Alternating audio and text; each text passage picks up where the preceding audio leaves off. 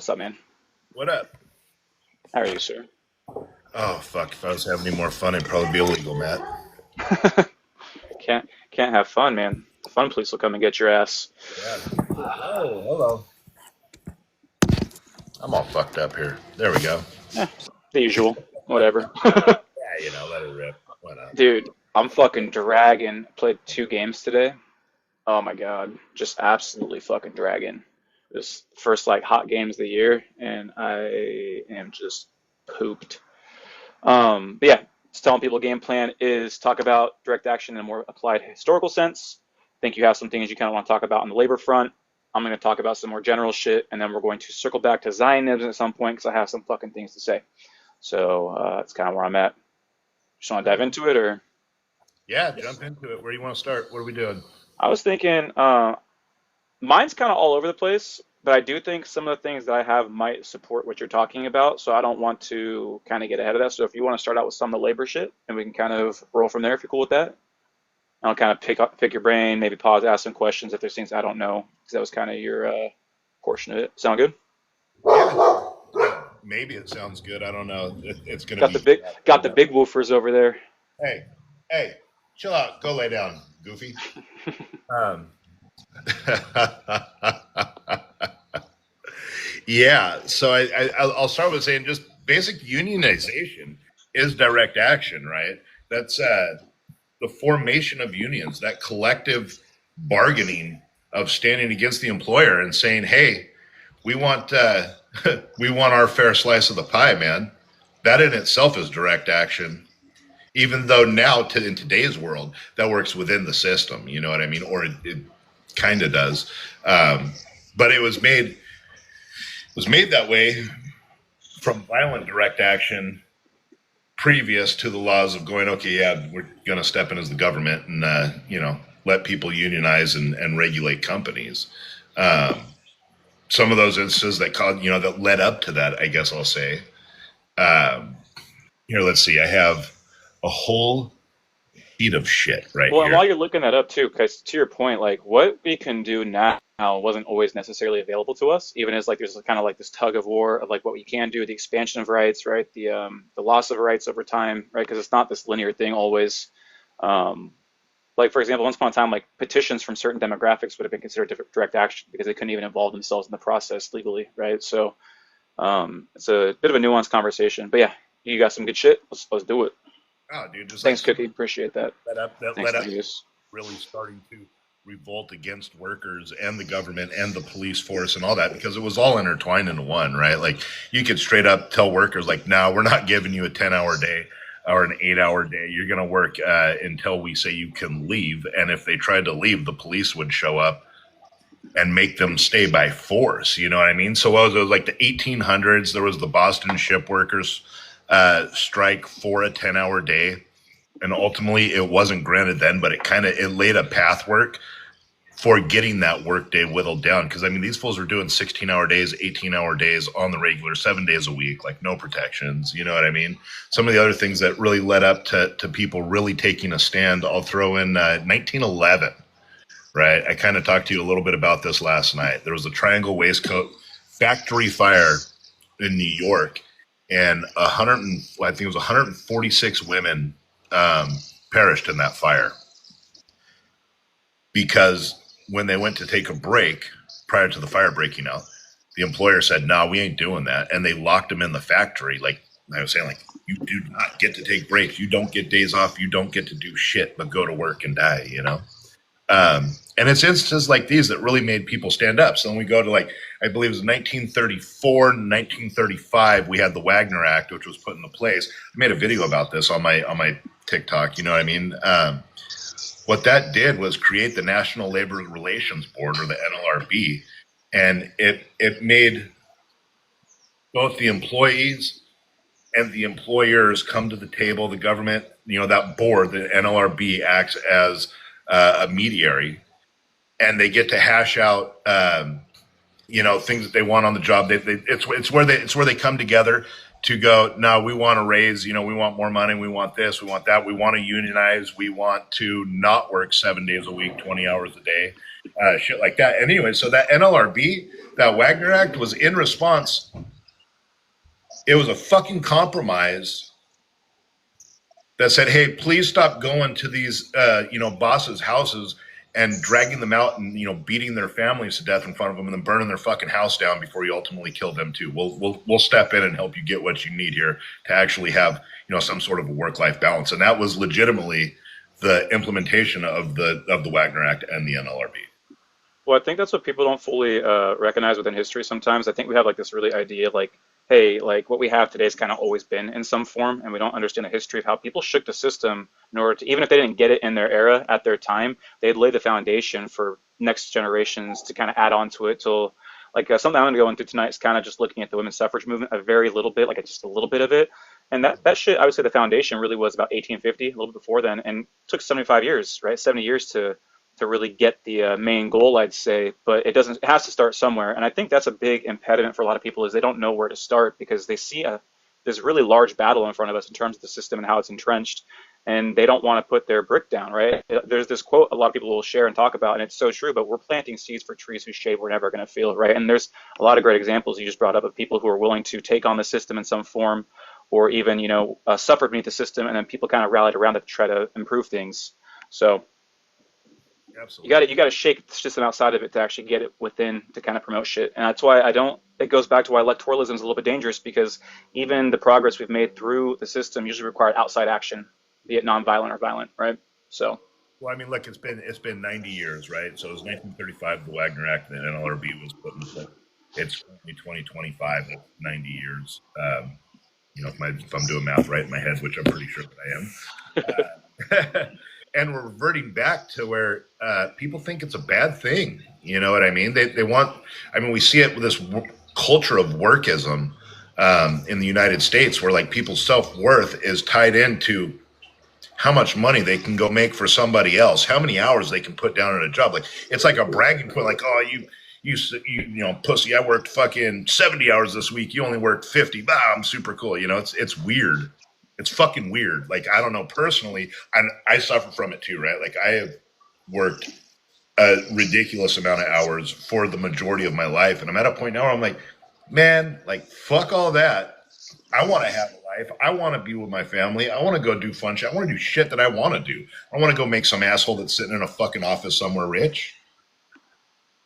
No, but that's what it's always been, man. Like, remember growing up and you're taught there's like this certain path you got to take and you got to work a certain amount of hours. And look, man, I don't think anyone's against working. Like, I think we all like, I don't know about you, but like we've talked about the other night, I got too much time on my hands. I do want to do something. Like, we want to do things. Like, we're creative, innovative beings that want to leave our mark on the world. But we don't want to leave a mark that's just getting billionaires richer and we're not seeing the reward for our own efforts, right?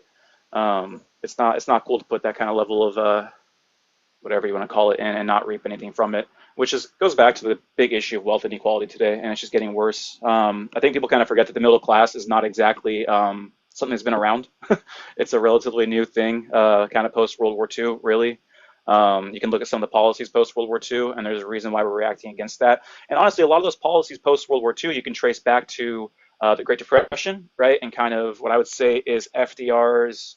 Well, the New Deal was, in my opinion, kind of is conciliatory, right? A little bit, because there was a lot of socialist movements, revolutions, things happening, even going back to pre-World War I.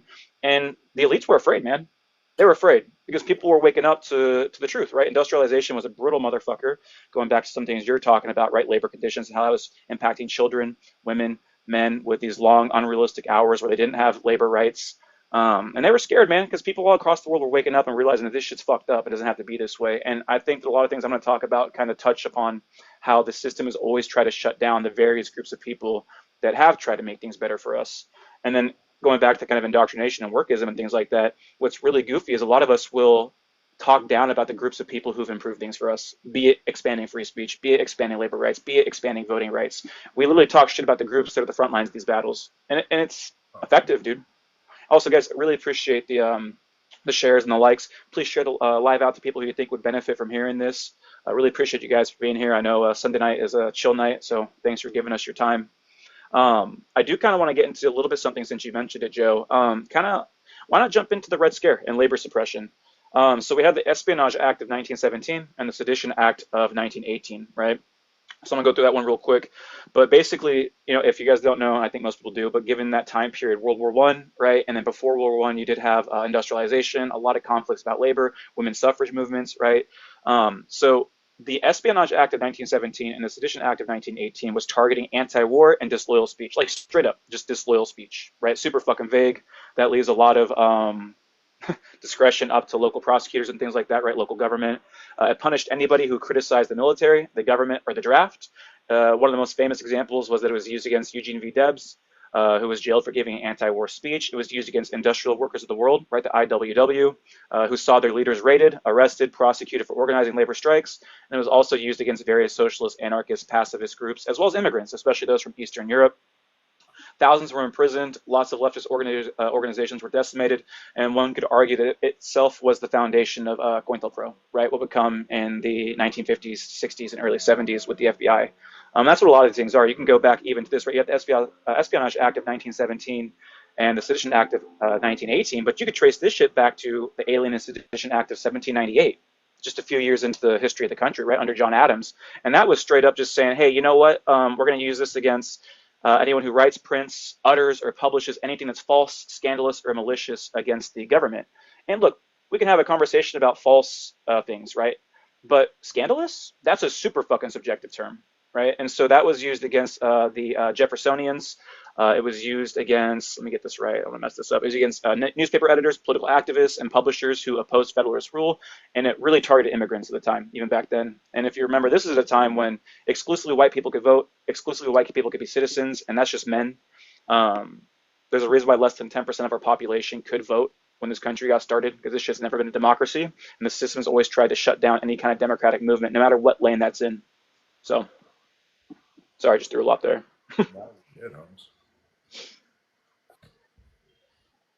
So guys, if you do have any comments, I'll try to address them. What's up, Bex? Joe, I'm gonna butcher his name. Bullerin? What? So, yeah, well, Saltius, it was a lot. So the good news is this week at some point, someone in the comments, not you, Big Joe. I will post a lot of this to the Substack. So if you're more of like a kind of visual kind of person, right, and that's a lot to take in terms of the auditory aspect, because I did just ramble pretty quickly there. I will post a lot of this to the Substack at some point this week. So I did not hear anything about Tallahassee. Joe, you know what they're referring to in terms of Tallahassee? No. No. What happened, No. man? Give it a second, then we'll get back to a topic. Does it tie into labor rights or the types of things we're talking about? I'm assuming it does. But I do want to kind of continue on to the McCarthy era, because I think a lot of what we saw pre-World War One and as we entered World War One is stuff that we're seeing today, man. Think about the Patriot Act and what that did to the climate, what that did to the climate in the aftermath of 9/11, right? And what that did to speech, surveillance, privacy, right? Think about even in more modern times, like because that was almost 2+ decades ago, which is kind of scary to think about, man. We're getting old. But think about like even today, right? BDS laws, things like that, right? Trying to criminalize people who boycott. You're going to criminalize people who boycott, who you're going to tell them they can't choose how to spend their fucking dollar, right? So we see the foundation of these things that we're witnessing today, right? And there's a term for it in some ways, and this is not exactly applicable, but it is kind of in my mind, the imperial boomerang, man. The way this country has always treated people outside the country, it comes back in. And even within this country, certain groups that don't fit what this country wants to promote have always faced this level of systemic oppression and repression. So I think it's really important to kind of look into the history of a lot of these things, how our rights were kind of founded, how they've been at risk, how they weren't there at times. So. Oh, they're not there most of the times, right? You look even into the United States Bill of Rights, the first 10 amendments of the Constitution, and I mean, how often is that shit followed? By the government, by the police. I mean, that's the thing that always trips me out when like I get in these 2A debates with people and they're like, my Second Amendment rights. I'm like, what Second Amendment rights, dude? You literally fucking go off about how these people shouldn't, not these people fucking are going to stand up against an oppressive government. Yep, we've had one, right? If you had a Second Amendment right Could you get smoked in the street by a cop simply for having a piece on you? That doesn't tell me that you have the right to have one. If the fucking system can take you out of the fucking world for simply possessing one because they feared for their fucking life, right? I don't want to get in trouble, but given the way that people place that two-way above so much in this country and our gun culture and the nature of people doing shit covered up, not announcing who they are, no verification of their identification, things like that, don't get Right. second sighted. And Don't that's get like, second sighted. I don't want to get us in trouble either. That's why I feel like I chose those words pretty carefully and didn't say anything that's too, You have a good voice. but yeah, no, it's wild. I mean, that's just the Second Amendment. You look at the First Amendment, we have all sorts of restrictions on what we can say. The Fourth Amendment, the Fifth Oh, Amendment. dude, the Fourth Amendment isn't even a fucking thing anymore, man. But I mean, let's be honest, like especially post 9/11. I'm not gonna say it's not a thing, but quite obviously that shit's been stripped. I'm not sure the Ninth and Tenth Amendment are a thing anymore. That's the thing, Um, right? Everybody wants to go off about how the Constitution is a great thing, but it's complete fucking bullshit. It was exclusive to fucking begin with, and it's not followed in any sense now. Like, what the fuck? It's just a piece of paper that you. It's a, like it would. I could say, okay, yeah, that'd be cool if it was a legitimate, like, living document. You could change it and be like, nah, fuck you, or fuck you. This isn't what we're doing. You know, fuck the government in this form. We have the right to do this, but we don't have that. We don't. It's never fucking been that. no, and that's kind of the problem I have, dude. Because like I'm in fuck the Constitution camp, anyways. I think it's a shit document. But like even if you're gonna put your U.S. empire hat on and like promote it, we don't even fucking adhere to it in any sense. Like even if there was positives we could have within that, we don't fucking utilize it in that sense. So I think the constitutionalist camp's pretty fucking goofy, personally. But oh, and then so just to get back to what Beck said, yeah, ICE arrested over 100 plus undocumented people, in their words, illegal aliens, during a targeted enforcement operation in Tallahassee. Some shit just went down in San Diego. They're like, I think, dudes, they were hitting the crowd with, hitting them with some stuns, dude. There's kids there and shit too. Yeah. So yeah, I mean, the militarization of the cops has been a thing for decades. I mean, we can go back to COINTELPRO, right? And we know that the police were used violently and even in terms of assassinations against revolutionary groups and those that dared act in a subversive way. A lot of the situations that Joe's going to talk about when you're looking at kind of labor movements, strikes, things of that nature, we know that the cops or like private, private security and things like that have been utilized to shut them down violently. Um, the system's inherently violent. In order to maintain itself, it has to utilize violence to shut down democratic movements or movements meant to expand our rights. It's always been that way, right? It tries to monopolize violence, right? It tries to frame its violence in law and order, right? And national security and things of that nature. But it's just fucking good old fashioned bully. It's bully shit, bro. They just want to maintain power and they'll bully people who dare try to stand against that shit. So Absolutely. That's what it is. Well, it's wild when you look into labor history, like you're talking about with the police force, the government being that bully and using that force. You look into labor history, dude, and it's all, I mean, wide open. The Ludlow massacre, Alabama miners' strike, which resulted in deaths. You got the frickin' Everett massacre, the Bisbee deportation. It's all like deportations, rebellions, or massacres all throughout all that shit. Like I'm looking at 8 massacres, and it's in a period of 10 years. and how much were you taught about this shit growing up? Oh, like in school and shit? Yeah, Not at all. no. None at all. Yeah. We don't get this version of shit for a No. reason. Like we live in the most powerful empire arguably to ever exist when you consider our technological capability, when you consider the power of propaganda, when you consider just like the era that we live in. And you'd have to be pretty foolish to think that living beneath, again, the most powerful empire to ever exist, arguably, that you're getting the truth from them. And you got to remember the story they tell has to rationalize and justify how they came to be. It has to rationalize. You cut out at the end there. Oh, now he's on pause. Hey, everybody. You You got want to talk to about the Columbia Mine Massacre? forgot to put my phone on silent. Do Oh, not word. disturb. Yeah. Yeah. Oh, man. Yeah, it's fucking wild. Like when you look into it. we were talking about. So like I'm in school right now, and part of my homework for this next week, I delved into it a bit this week, is all on fucking labor history.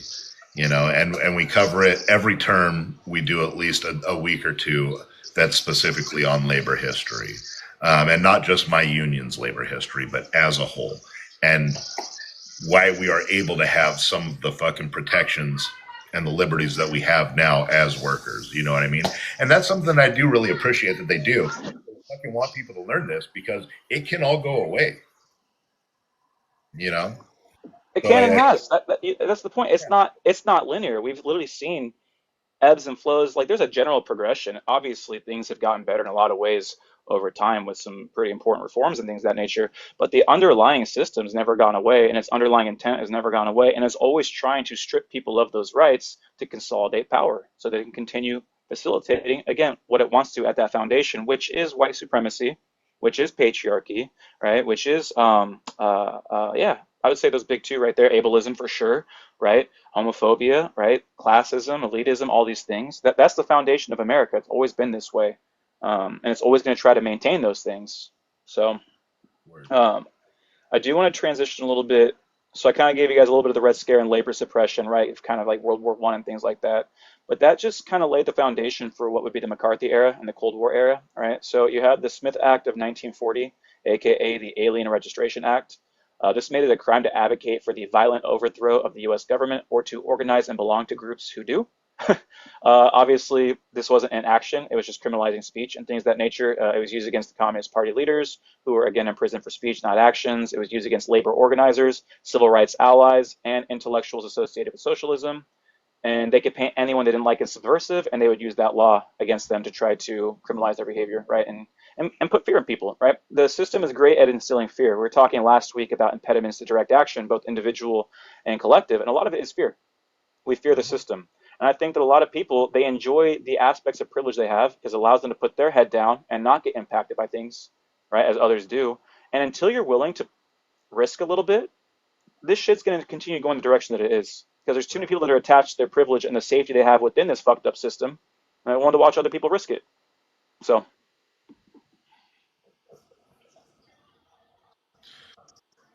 fucking word. Oh man. McCarthy era and the Cold War era also, so that's like what, 1940s, 1950s. Again, talking about COINTELPRO, let's go a little bit into that. 19, this is super general, right? You can find way more specific info, but that's the FBI's counterintelligence program, right? The goal was to disrupt, discredit, and destroy leftist movements, targeted specifically the Black Panthers, the American Indian Movement, Martin Luther King Jr., and different organizations he'd been a part of, the Puerto Rican independence activists, and of course, anti-war activists with Vietnam and things like that going on. A lot of their strategy was to infiltrate, fake sedition charges, there's that word, right? Utilize surveillance, psychological warfare, and police violence. And it was effective because they dismantled a lot of movements through assassination and criminalization of dissent, right? They manufactured narratives of subversion. And they're doing it right now. You're watching it right now with how they're trying to terrorize people with ICE, how they're trying to justify that by calling them gang members, foreign entities, right? If you support Palestine, you're at risk of being called a terrorist sympathizer or supporter when that's just inverting reality and flipping that shit. So I think it's really important to understand the history because this shit doesn't just pop up out of a vacuum. It's not just like here all of a sudden. The foundations and the intent has always been there. And I think a lot of people are waking up to it because you finally feel at risk right now. And that's, dude, if you're waking up and you're feeling like you got to do something, that's awesome. It's never too late to do the right thing. But something we've been talking about a lot is you don't have to look back in history to figure out who the fuck you would have been. This is history right now. The moment demands action right now. We're living it, right? And as this fucking bill advances, the big beautiful bill or the beautiful big bill or whatever the fuck that guy calls it, that is a fucking very damning piece. If that fucking passes through, we're gonna be in our our everyday lives are going to be fucking changed with the way that you can speak and the shit that you can fucking do. You know what I mean? It's pretty fucking wild. So yeah, we do need to stand up. We need it fucking just as much as we ever have. You know what I mean? And one of the things that I do want to say, Matt, you were talking about like if you're just starting to wake up, like that's rad, that's awesome, and we need you. Absolutely. And I think that's something that gets overlooked so much, especially on this fucking app. Is that people are like, oh my God, you haven't been a fucking perfect leftist revolutionary since you were, conceived. You're fucking done. We don't need you. Like, get away from here. It's a ridiculous fucking take, right? So, like, yeah, if you are fucking waking up to what's going on, if you fucking are trying to learn about what's going on and just get the facts, like, that's awesome. Gather your shit. Like, we need as many people as we can to fucking stand against this fucking regime and what's happening. And it doesn't just stop here with like Donald Trump. Essentially, I see people in the comments like fuck Donald Trump, and I agree with that 100%. But he's a honestly a small part of the problem at this point, right? Like, we have so many fucking people in the government, people that are running for the government that fully share his ideals, and then on the other side of that, we have the Democratic Party who are just sitting there with fucking going on book tours and fucking sitting on steps as their form of resistance. We're just not going to pay attention and bury our heads in the sand, right? It's a completely damned if you do, damned if you don't fucking situation on both sides of the aisle here. You know what I mean? So it's going to take people to break away and say, nah, y'all are all fucked up. And I'm not trying to play the both sides thing here. What I'm saying is that this one side is like extremely fucked. This other side is still pretty fucked. But this other side is just sitting back with their fucking, heels in the air while this side is fucking doing egregious fucking shit. Well, I think you kind of hit it, man. I think you can balance two things, right? I think we can recognize people who have the right intent and are really trying to have the right impact on top of it, right? Their actions are matching their words and their thoughts, right? And I think that we got to give people in that camp grace. But I think we can recognize that I don't think that's most Americans, right? Going back to something we've been talking about maybe the last month is I don't think most Americans have the right intent or impact. I'm going to say it straight up, and this is where people think I'm gatekeeping, but it's not gatekeeping. It's understanding foundations. And if you understand foundations, you can then act in a healthier way against it. If you're not anti-capitalism at this point in time, you're not acting in a way as a consumer that you probably should be. Because if you don't give a fuck about the economic model, you don't give a fuck about your role as a consumer. Point blank, period. The end. And that doesn't mean that being anti-capitalist means you're doing the right things as a consumer, but it means you're more receptive to your role within it and having a level of accountability, and you might actually try to change your behavior in some way, right? We talk about all the time, dude. Look at these right here. This is probably not ethical consumption, right? But it's like there's plenty of examples of things that we can all be doing better. And that's the thing. No one's responsible for like taking on capitalism by themselves, but if we could all do our part, right? Another example is you have to understand the political foundation of America. That's liberalism, motherfuckers. It's always been liberalism in some sense. The protection of private property, individual rights. Our moral foundation is individualism. We believe in the individual as the end all be all. That's antithetical to humanity. We're a fucking collective pack species, bro. Like individualism is literal fucking brain rot. I don't know what to tell you guys. Like that's just not like an anti-individual stance because within a healthy collective, you have space for individuals to really thrive and express themselves, right? And live these creative, amazing lives. But that's not what's happening beneath this system. So if you don't understand the foundation of liberalism, the foundation of capitalism, the foundation of individualism, and the fake fucking foundation of secularism, because this shit's always been Christianity in some sense, you're probably not going to behave in a way that's really acting against these things you claim to hate. Trumpism is all those fucking things. Okay? And guess what? Democrats share a lot of those fucking traits of the foundation. That's why shit keeps moving this way.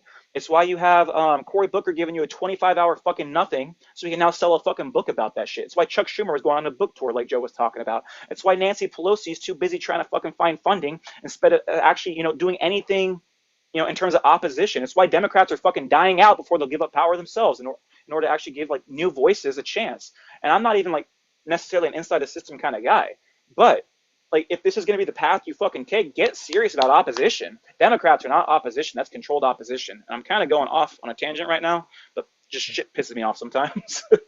So to kind of circle it back, I do want to talk about something that I'm learning more about that, again, I think it's kind of horrifying that I didn't learn about this in school growing up, or at least I wasn't paying attention, but I paid attention, so I don't know, man. But the Seneca Falls Convention was July 19th and 20th. It was 1848. And I think this is probably the foundation of like the women's suffrage movement and women's rights in America. They listed out 18 different grievances, much like the Declaration of Independence did towards King George in England, right? It was called a Declaration of Sentiments. Like I said, it was introduced and modeled on the Declaration of Independence, and it demanded women's right to vote, legal reform, education access, and equal opportunity in work and public life. And the right to vote was, all of it was controversial at the time. Obviously, it still fucking is when you talk to some just goofy douche canoes, right?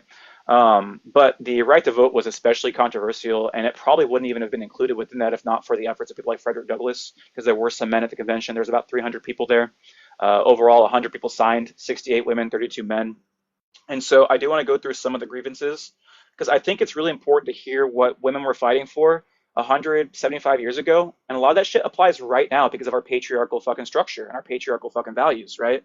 So bear with me, this is a bit of a list here, but the 8 string grievances, and this isn't exactly how they worded it. This is just kind of me kind of using language I think that's more updated to kind of clarify. So one, the grievances were that they're denied the right to vote, that women were subject to laws they couldn't take part in creating. In their words, that uneducated and immigrant men could vote, but no women at all could vote. A denial of voting allows for broader oppression, of course. That married women were civilly dead, right, because husbands owned wives, their wages, and property. That the law treats women as dependent without autonomy. That divorce laws privilege male interests and limited their ability to leave abusive and or unjust marriages. That women are excluded from higher education. That women were excluded from religious leadership and voice. Think about the Catholic Church and how they just made the decision about the Pope. Women weren't included in that shit, right? It's 2025. Women were locked out of most professions and underpaid in those that they could enter. Women were denied opportunity and recognition in elite professions at the time. The double standards because of men dictating moral standards for both genders, right? Publicly, women are judged more harshly, reinforcing cultural subordination. Men dictated women's roles, violating their own individual agency. And the structure of male-dominated society has aimed to psychologically subordinate women. Women were legally bound to obey their husband, and marriage was used as an institution of control instead of partnership. A lot of that shit holds true today, right? In a general sense, about again going back to the patriarchal values. And the last line of the grievances read as follows: "In the covenant of marriage, she is compelled to promise obedience to her husband, he becoming to all intents and purposes her master, the law giving him power to deprive her of liberty and to administer chastisement." Right? So I think it's really important to recognize that this is a pretty foundational moment of direct action, right? Because they weren't allowed to publicly congregate like that. They certainly weren't allowed to take part in any kind of, legal reform or, criticisms of the government, right? This was a really bold and dangerous move that they made at the time. And I do think it was kind of the foundation of really important moments in U.S. history, like the 19th Amendment, right, which was 1920, and then Title IX, of course, in the early 1970s. So again, you got to know your history because you got to recognize that these fights are not necessarily new. They've just reformed, reshaped, but the underlying intent has always been there. The system has always tried to facilitate a lot of these outcomes and a lot of the same things that people are fighting for today. So I kind of frustrated the whole like Trump's bringing fascism. Shit's always been fascist on some level. Maybe you're just feeling it now. Word. So I'll pause there. Just said a lot. Appreciate you guys sending the lives out and the likes and the comments. We don't have the big money of a Elon Musk or a Zuckerberg or I don't know any of those people. I do want to circle back to something, guys. Check out Peter Thiel. I think it was Cookie that made the comment. These people are unapologetically anti-democratic, like anti-democracy, right? Peter Thiel openly acknowledges, hey, you know what? Our views are not popular. People don't like what we have to say. So let's use technology to kind of bypass traditional democratic pathways to imprint our view and our values on society. And that's why it's like really important when Joe's talking about labor rights, guys. Our ability to utilize labor as leverage to kind of change things, that's getting smaller and smaller. Like with every technological iteration, we lose a position within the labor force because that's just getting automated. And so there is a timeline on how we can utilize our labor in terms of strikes, boycotting different businesses, things like that, to get the things that we want to see in terms of a more accessible, inclusive society that's really valuing human rights. Like there's a window, and that window's getting smaller. And if you're not doing anything, again, and I'm not asking you to go out there and do anything that would be like dangerous. We talked about it last week that a lot of direct action is really accessible. You can check that out on the Substack, right? We put that down for people. Links in the bio. A lot of the impediments are just kind of bullshit, to be honest. And that's not totally fair, right? There are like different reasons why people can't always engage in different things. We're all different. We all have our own limitations, our own strengths and weaknesses as individuals, right? And so what might be safe for someone might not be safe for someone else. What might be available for someone might not be available for someone else. But that's where we got to get a little creative, and you want to kind of give a fuck on some level. I'll keep on going to the easiest example that you could just, help promote education, help deconstruct these systems, help amplify organizations that are already on the ground doing great work, right? Donate to them. You don't have to be on the ground doing shit necessarily. There's a lot of great ways to get involved just through your screen. I don't think we utilize it like that. So. on the labor side of things, one thing that you can do is fucking report your employer when they are blatantly breaking labor laws. Because everybody fucking does it, or they try to do it. I'm a union member, like in a strong fucking union, one of the strongest unions out there. And the contractors will still try to fucking break labor law and make us go against our contract and shit like that. You know what I mean? And there's ways to report anonymously and just start an investigation. You know what I mean? You don't have to fucking put your name out there necessarily, but you can act without the fear of having to lose your fucking job or be othered by the employer or by your coworkers, right? Because when we live, like I was talking about earlier, when we live in this culture of workism where everybody is so like they're so committed to the fucking company that they own no part of, that they hold no thing in. um, you know, people start doing some ratty shit and want to fucking, oh, this person's the problem. You know, they're trying to organize, or they're trying to, bust us for, you know, 40 feet off the ground with no fucking fall protection, or for working fucking, 10 hours with no overtime. Shit like that, I mean, I've seen that shit wide open, especially in the construction industry. Guys are like, "Oh yeah, no, you worked your eight. Like, we really need to get this done, though. Like, you just hang out. I'll pay you your wage, but I'll just pay you in cash, right? And so it's a better deal. It's not overtime, but you don't have to pay taxes on it. It's like, nah, homie. At the end of the day, that's one thing I want to say too, is everybody needs to remember that overtime isn't a reward for you working extra. That's a punishment to the company for not fucking properly staffing the job and fucking scheduling things out that you have to work over your 8 hours." And that's a big thing that you kind of hit it. And I want to circle back to that. Dude, your rights should be posted at the workplace. Like, know what your rights are, know what the avenues are, and don't stay silent. If you feel like they're pulling some shit, speak up, say something, because there are anonymous pathways that you can follow. But that's the biggest thing is, and this is by design, there's a reason why so much of our lives are tied to our jobs in terms of health insurance, right? Dental, things like that, retirement, all this good shit. Dude, they can't. There's a reason why both parties work so hard against Medicare for all, because that would open up a lot of mobility in terms of what jobs people could take if you weren't tied to that shit with your healthcare, and you didn't have to worry about your family and things like that losing their healthcare. Because what I think over 50% of bankruptcies in this country are medical bankruptcies. Someone can check me on that number. But most bankruptcies, not most, but the majority of bankruptcies, I believe, are medical debt, right? Because even those who are insured don't always have access to care they need, and that shit puts you under like that. So, um, You do have insurance. You have fucking great insurance. You still got to pay out the ass. yeah. Well, that's the thing too. Is like I can't stand that. Like, well, I don't want to pay for other people's healthcare, dude. We pay for each other. We're a fucking collective. Be it through insurance, be it through taxes. Like, you're paying for each other in some sense. Like, so I'd much rather pay for people's fucking healthcare than a lot of the other shit we fucking pay for in this country. Go look up how much your military toys cost on a fucking daily. That's it. I'd rather fucking have my tax dollars going towards helping the people around me than fucking killing brown kids on the other side of the fucking world. For what? To like protect us? Like to grant you what rights, right? Like, what do you have? Like, and I'll keep going back to this, man.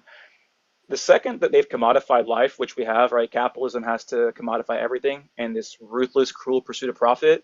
What fucking rights do you have? Because when I think about rights, I think about life. When I think about life, I think about what's necessary to sustain life, and that is food, water, shelter, energy, medicine, education. Like, these are like literally requirements if you want to not only survive but have any kind of, I'd say, meaningful existence beyond just trying to fucking scrape by beneath a system that doesn't give a fuck.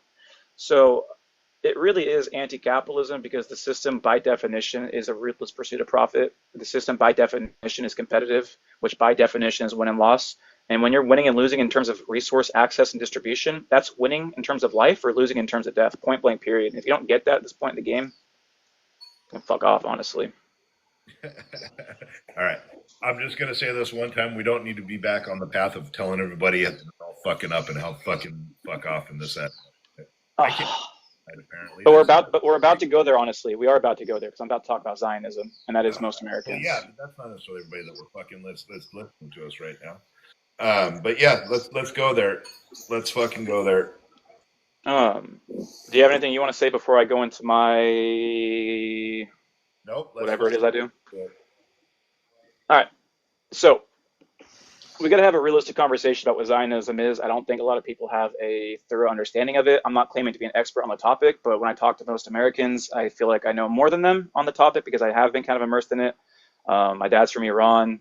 Given the nature of the regime in Iran and some of its activities in the area and things like that, you do kind of learn about its connections, ties, funding, yada, yada, yada. So there's two statements that we got to just recognize right now that are just invalid and just not it. If someone pivots to Hamas, that's not it. That's a red flag.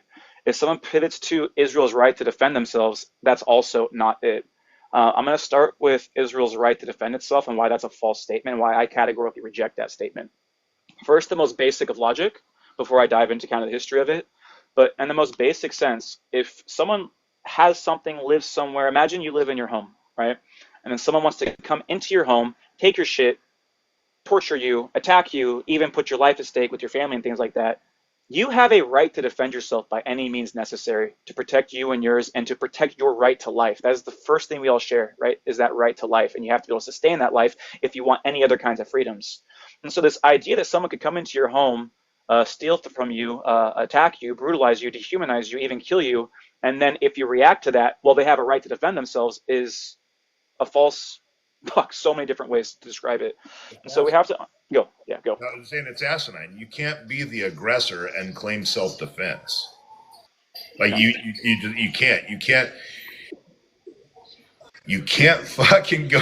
If I go punch somebody in their face and then they go, man, what the fuck? And then we're gonna fight. Well, now is it self-defense on my end or is it self-defense on their end?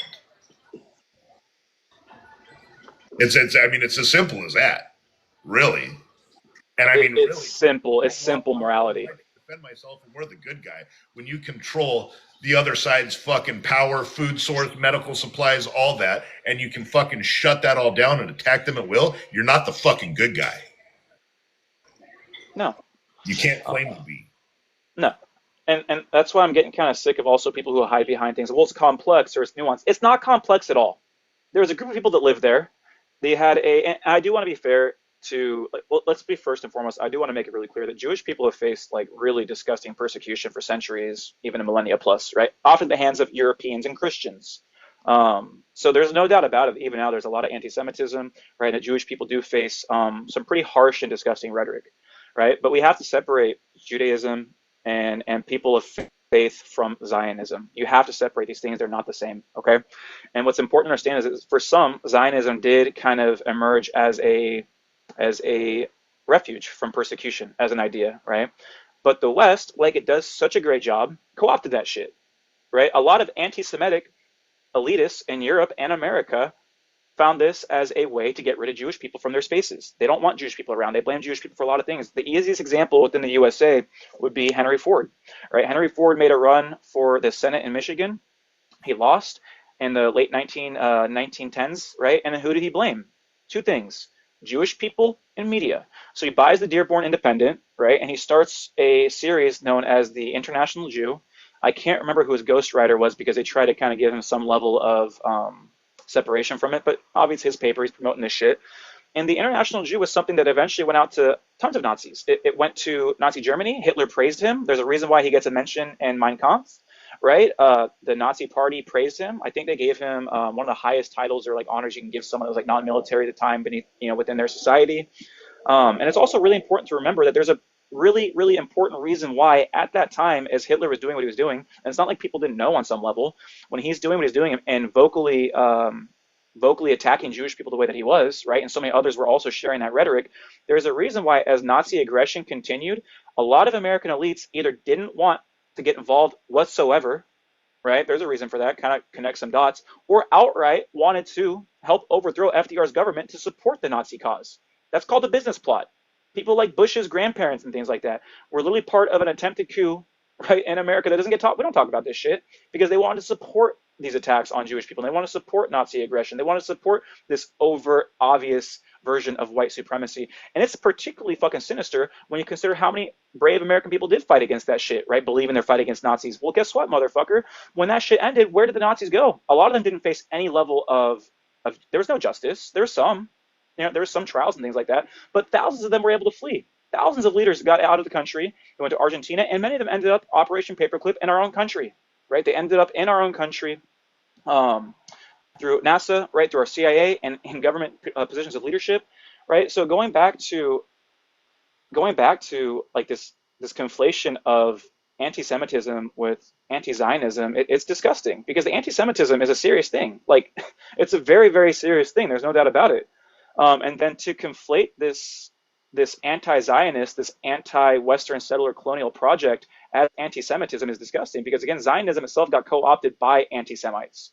Right, the Balfour Declaration of 1917 is when it got legitimized in British foreign policy, right? And then what that looks like is decades of settler colonialism before Israel's even established, right? This story doesn't begin in 1948 or 1947 with the Nakba, right? It doesn't begin with Hamas in 1987, and we'll circle back to that one. This story begins in the late 1800s and really officially 1917 because of the British Empire, right? And them trying to remove Jewish people and them seeing this as a solution to their Jewish problem, which is disgusting.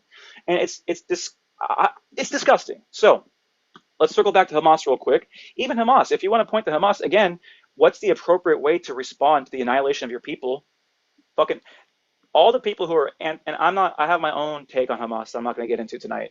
But all these people who are like vocally, like you have to condemn them, they'd be the first motherfuckers to lose their shit if someone did them, even breathed on them the wrong way. I don't want to hear it, right? So when we consider the establishment of Hamas, Israel identified the precursors of them, aspects of the Muslim Brotherhood. I forget his name. Let me pull it up real quick so I don't get this wrong. I'll find it in a second. But they identified him as someone that could be a thorn in the side of more secular pro-Palestinian movements, right? And so they promoted the Islamic fundamentalists because they made it for a convenient opponent. And it was a tactic as old as time, divide and conquer, right? And so they were actually, so like, you have to have like certain licenses to open up, mosques or, businesses, things of that nature. They were granting that precursor to Hamas licenses. They were helping them. They were expanding them because they saw them as a way to move against Fatah and against what is now known as the Palestinian, the PLO, right? Palestinian Liberation Organization, right? So it's really important to understand that originally before Hamas was even a thing, Israel was promoting that shit, okay? Straight up. And then once Hamas was established in 1987, they still promoted that shit. Netanyahu's on stage late 1990s, early 2000s, telling countries like Qatar and telling Turkey to fund Hamas because they make for a convenient opponent. Because, hey, he can point to these quote-unquote terrorists, and again, people can fucking play with that word, do whatever they want, but the West has always been a terrorist. When you go into people's homelands, if we're talking about the Nakba, for example, 750,000 Palestinians forced from their homes because the precursors of the IDF, which was Zionist militias, right? They were going in and they were massacring villages. Mass sexual assault, mass violence, mass displacement. That's by definition fucking terror. And that shit was supported by the British Empire up until they started getting targeted themselves, right? And so they lost control around the early 1940s. It was pretty obvious given the climate. I know I'm throwing so much out here right now. If you want a better, kind of more coherent view with this, you can check out the Substack. I posted a 3-part series on why Zionism is anti-Semitism in foundation, in application, and why so many of Western whatabouts are just trash today. But you got to learn some shit, guys. Like straight up, I'm sure many of the people here have taken the time, right? Because there are a lot of like-valued, like-minded people. But don't stand by and stay quiet when people try to pivot to Hamas or try to pivot to Israel's right to defend itself or pivot to Western manufactured propaganda to justify this genocide. Again, we were talking about it earlier. The moment in history is now. It's like right now. Like, so if you're asking who you would have been beneath 1930s, 1940 Germany, or who you have been in Italy, or in the past in America, right? Because this has always been an American tradition, right? Again, Nazis drew inspiration from America, from blood quantum and our treatment of indigenous Native Americans, from Jim Crow and our treatment of black people in this country, right? 2 genocides that we are still committing and continuing on, right? Because the underlying intent and mechanisms have not gone away. They just reshaped and reformed. So you can't separate these things. You can't act like Hamas is some equivalent to Israel and what it's doing. I want to give you guys some numbers as of just the latest, right? So, and this is from So.Inform. They're a really good page. But the death toll is staggering, man. So you have identified 55,000 plus people that have been killed. Probably undercounted by about 20 to 30,000, honestly, as they continue to identify more and more people, right? Approximately 20,000 of that would be children. 20,000 children dead in the last 2 years, right? Half the population of Gaza is minors. right? This would include 222 journalists and media workers, 1,580 healthcare workers, and 452 aid workers. Over 100,000 plus have also been injured or wounded in some form. There's been a documented attack on 92% of homes, 95% of school buildings, 88% of commercial facilities, 81% of road networks, 156 hospitals and clinics, and 82% of cropland. 70% of all buildings in Gaza have been damaged or destroyed by Israel. Additionally, 89% of Gaza's water and sanitation infrastructure has been partially or completely destroyed. Yeah, these are numbers of a genocide. Point blank, period. And the biggest impediment to ending that genocide is the American public, because no one protects Israel more than the United States of America with our military might and with our veto power on the UN. I don't know how much power the UN has anyways, honestly. I'm not sure it's the greatest body.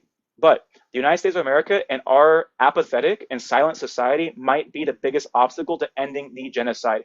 Put more pressure on our representatives. Put more pressure on the people around you who are so willing to stay quiet, put their head down, and live their life. Because again, who you would have been in history is this fucking moment right now as we're watching the most documented genocide in human history, the most visible genocide in human history. And rant. Word. And just to reiterate what Matt said, put the pressure on these people while you still can. Because the government is actively working to make it so that you cannot. You can be punished for going and fucking speaking your mind of what needs to happen with Gaza, with Palestine, with fucking Israel. And there's more genocides that we benefit from, man. Congo, what's happening in Sudan, the humanitarian crisis in Yemen, and U.S. proxy wars, right, between Saudi Arabia and the regime in Iran and things of that nature. So, Word. I've kind of said what I want to say for the most part tonight. I do want to correct one thing. I mentioned, it's not a correction, just maybe some patriarchal shit I got to deconstruct, right? I mentioned the Seneca Falls Convention, right, and the Declaration of Sentiments. I didn't mention any of the amazing women who were a part of that process. So some names that we should be aware of would be Elizabeth Cady Stanton, Lucretia Mott, Mary Ann McClintock, Martha Wright, and Jane Hunt were some of the bigger names behind it. And again, I messed up not mentioning them. So just wanted to kind of correct that. But yeah, Word. that's what I got. Anything else you want to hit for the night before we kind of wrap up and get out of here, man? No, I think I'm probably good. One thing that I do want to say, I say it every single night that we do this, is I want to put out that if you guys aren't programming, if you're not training, things are heating up. You need to be, you know what I mean? And not even to go out and be part of a physical altercation, but to be able to get away from one if need be, you know what I mean? So if you're able, I would implore you to get some sort of a regimen going where you're working on fitness. It is a very important part to this whole fucking resistance thing, especially if you're going to be out in the street. I'd say on that note, I'd like to add too, because fitness looks like a lot of different things for people, right? But I say just taking care of yourself, man. I know a lot of people talk about this on this app, but take care of yourself, man. Get your food in, drink the water, right? Get good sleep, maintain those connections with like-valued people, right? Find the moments to laugh, find the moments to have joy, but don't detach yourself from the harm either, you know? So find the important moments, right? Life can be so beautiful, and it is, right, when we get away from these systems of oppression. So find moments to be human too. Take care of yourself. Word. Cool. Last thing I want to leave you guys with, I will be posting a lot of this conversation onto the Substack because there's a lot of good information that Joe has. He did a lot of research on this. I'll be posting the things I was talking about in the Substack as well, so check that out. Links in the bio.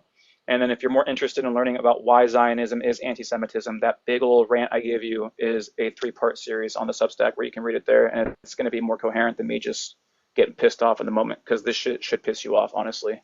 You should feel emotional. You should feel hurt by this. It should feel heavy. So, as always, Joe, appreciate you, dude. Thanks for likewise reeling me back in when I was going a little too much. So it's all good, man. It's all good. You know, that we're working on this, right? We wanted it to be like one of our off of here conversations, but not completely, because we fucking pretty worked up and go completely sideways often. But I think it's working out good. I think we're still kind of getting our footing into this, and I think it'll just get better as we go. You know what I mean? Yeah, 100%. Also, thank you to everyone in the chat who left comments, who's sharing things, who's liking things. Really appreciate it. It's tough to name all you guys, but Forrest, Cookie, Franciana, Travel, Run, No Use, Mama Bear. Oh my God, yeah, we'll have to talk about that. There's a lot of you guys. If I miss people, I apologize. But yeah, everyone have a great night. We will see you next week. And free Palestine.